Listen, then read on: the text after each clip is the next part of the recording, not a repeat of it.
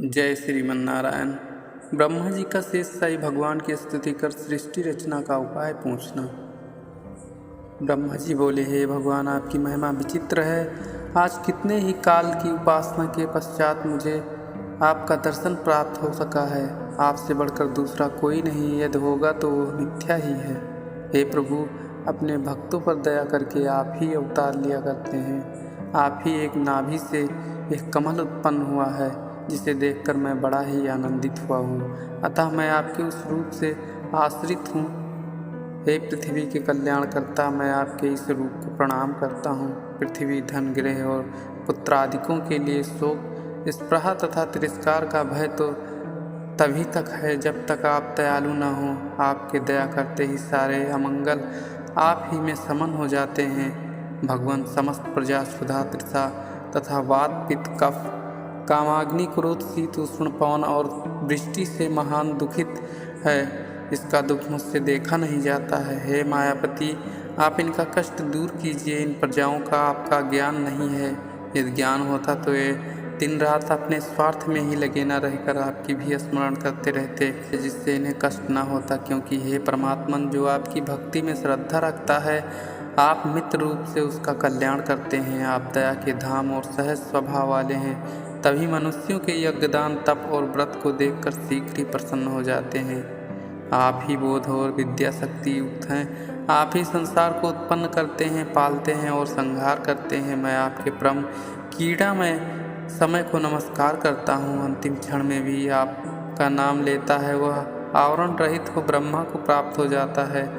मैं आज ईश्वर की शरण में हूँ। आप ही की दया है कि मैं आपकी नाभि कमल से उत्पन्न हुआ हूँ और आपके उदर से सारा संसार स्थित है। आप सृष्टि के आदि क्रम से त्रिलोक के उद्धारक हैं। आपके समान उपकारी कोई नहीं है। आपको मेरा प्रणाम है। आप संसार के एकमात्र मृत तथा सर्व अंतर्यामी हैं। आप भगवान मुझ में ऐसी बुद्धि स्थापित कर देवें कि मैं सृष्टि रचना करने में समर्थ हो सकूं।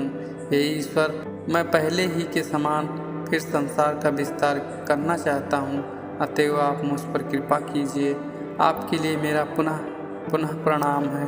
मैत्रेय जी कहते हैं, जब ब्रह्मा जी भगवान की इस प्रकार अनेक रचनाओं युक्त स्तुति करते थक गए, तब उनके आशय को जानकर शेष शाही भगवान इस प्रकार बोले, हे ब्रह्मा जी, अब तुम्हें कुछ अधिक चेष्टा नहीं करनी है। तुम जिसके लिए मुझसे प्रार्थना करते हो, उस उद्योग को मैंने पहले ही सिद्ध कर दिया है। अब तुम फिर तप करो। तब कितने ही दिन बाद मेरी दया से तुम्हें वो सब ज्ञान प्राप्त होगा। मैं तुमसे बहुत प्रसन्न हूँ। तब तुम्हारे लिए प्राणियों का दुख दूर करना क्या कठिन है। हे ब्रह्मा जी, तुम्हें ये जो कुछ बुद्धि और शक्ति प्राप्त हुई है, वह मेरी ही देन है। उठो, तुम्हारा कल्याण हो। जो मनुष्य तुम्हारे द्वारा की हुई मेरी इस उपरोक्त स्तुति का पाठ करेगा, उसकी मैं सब मनोकामनाएं पूर्ण करूँगा।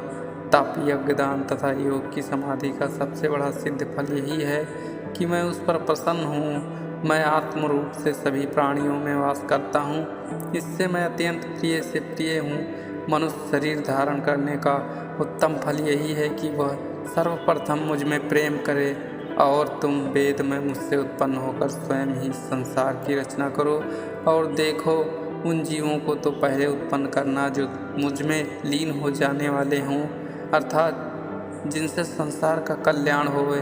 फिर अन्य सब प्रजाओं को पहले ही के समान बनाओ। विदुर जी ने मैत्रेय जी से पूछा, है ऋषि नारायण, भगवान के अंतर ध्यान होने पर लोकों के पितामह ब्रह्मा जी ने किस प्रकार से प्रजाओं की रचना की। हे भगवान, मैंने आपसे उधर जो कुछ पूछा है। सूत जी कहते हैं, हे भार्गव, जब इस प्रकार विदुर जी ने पूछा तब मैत्रेय मुनि प्रसन्न होकर बोले, हे विदुर जी, नारायण के अंतर ध्यान होने पर ब्रह्मा जी ने उसी कमल पुष्प पर बैठकर देवताओं के 1000 वर्ष प्रमाण तक तपस्या की पश्चात महाप्रलय के उस जल को भी समुद्र की ताल तरंगों समान उमड़ रहा था उठाकर आकाश में व्याप्त कर दिया। तब ब्रह्मा जी ने सोचा कि पहले तीनों लोक बनाऊंगा। ऐसे विचार वे कमल के भीतर प्रवेश कर गए तथा उन्होंने उसी कमल का एक लोक रूप से 3 विभाग किया, जिसके 14 और इससे भी अधिक विभाग हो सकते हैं। कामना वाले मनुष्य इन्हीं तीनों लोकों में रहते हैं। जब मैत्रेय जी ने ऐसे कहा तब विदुर जी ने उनसे पूछा, है हे भगवान, आपने जो विष्णु जी का काल नामक लक्षण कहा है वह यथार्थ रूप से है, जैसा हो उसका हमसे वर्णन कीजिए। मैत्रेय जी बोले, हे साधु, काल ईश्वर का एक उपादान कारण है। वह इन्हीं ईश्वर के द्वारा अपनी सारी लीलाएं करता है, परंतु वास्तव में श्री विष्णु जी तो अपने ही माया से अप्रकट रूपी काल को निमित्त बनाकर सबका संहार करते हैं। इससे ही वह काल नामक लक्षण उस ईश्वर रूपी कर्ता से अलग प्रकाशित होता है। हे साधु, इस समय जैसा संसार है वैसे ही पहले भी था और आगे भी रहेगा, किंतु यह द्रव्य और गुणों द्वारा 3 प्रकार से प्रलय को प्राप्त होता है। यह सृष्टि प्राकृत तथा विकृत 9 प्रकार की है। पहली सृष्टि विष्णु जी की एक से बहुत होने की कल्पना है, दूसरी अहंकार, तीसरी सूक्ष्म भूत अर्थात तन्मात्राएं, चौथी ज्ञानात्मक इंद्रियां, 5वीं मनाद इंद्रियां, देवताओं की सृष्टि, 6वीं अविद्या अर्थात माया की सृष्टि है। इसके बाद 6 प्रकार की विकृति सृष्टि, वनस्पति, औषधि, लता, बांस, बेल और वृक्ष हैं। ये सृष्टि अचेतन और इसके बाद चेतन सृष्टि है जो 28 प्रकार की है, जिसमें गौ, अज आदि 9 प्रकार के 2 खुर वाले और गधा, घोड़ा इत्यादि 1 खुर वाले पशु हैं। इनके अतिरिक्त कुत्ता, व्याघ्र इत्यादि 5 नख वाले और कंक, गृध्र, बाज इत्यादि 5 नख वाले हैं। ये विष्णु जी की 8वीं सृष्टि है। 9वीं सृष्टि मनुष्य की है। इसमें सनत कुमार आदि ऋषि उत्पन्न हुए। इसके अतिरिक्त देवताओं की 8 प्रकार की सृष्टि है, जिसमें देवता, दैत्य, गंधर्व, अप्सरा, सिद्ध, यक्ष, राक्षस, पितृ आदि और भूत, प्रेत, पिशाच आदि की 10 प्रकार की सृष्टि है। हे विदुर जी, अब आगे मैं तुमसे वंशों तथा मनमंत्रों का इतिहास कहूँगा।